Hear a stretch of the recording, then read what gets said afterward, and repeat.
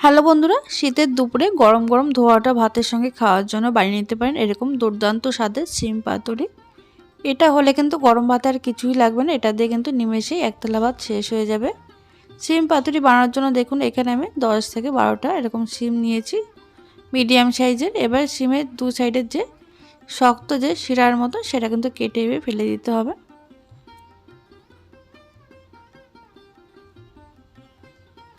দেখুন এখানে সবগুলো শিম কেটে ভালো করে ধুয়ে রেখেছি।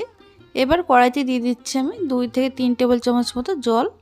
জলটা দেওয়ার পর ধুয়ে রাখা শিমটা দিয়ে দিতে হবে।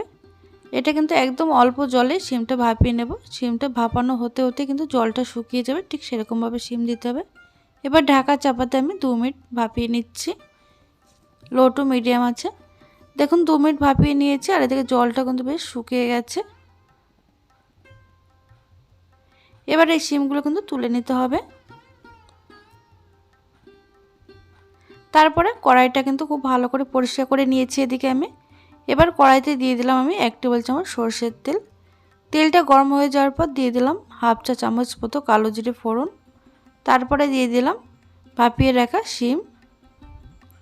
এবার এর মধ্যে দিয়ে দিচ্ছি সামান্য নুন আর দিয়ে দেবো সামান্য পরিমাণে হলুদ।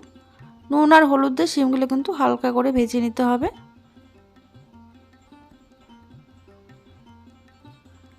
হালকা ভাজা হতে হতে অন্যদিকে আমি একটা মশলা তৈরি করে নেব এই শিমের জন্য। এদিকে মিক্সিং জারের মধ্যে দিয়ে দিলাম আমি 1 টেবিল চামচ মতো সর্ষে, কালো সর্ষে আর হলুদ সর্ষে একসঙ্গে মিশিয়ে নিয়েছি।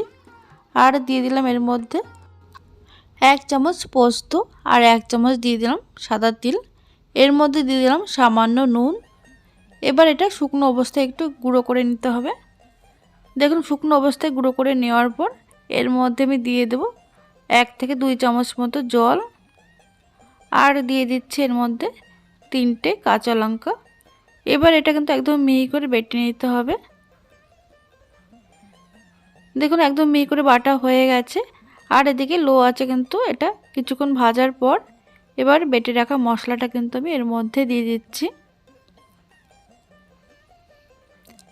গ্যাসের আঁচ লো টু মিডিয়াম আছে কিন্তু মশলাটা এই শিমের সঙ্গে খুব ভালো করে কষিয়ে নেব।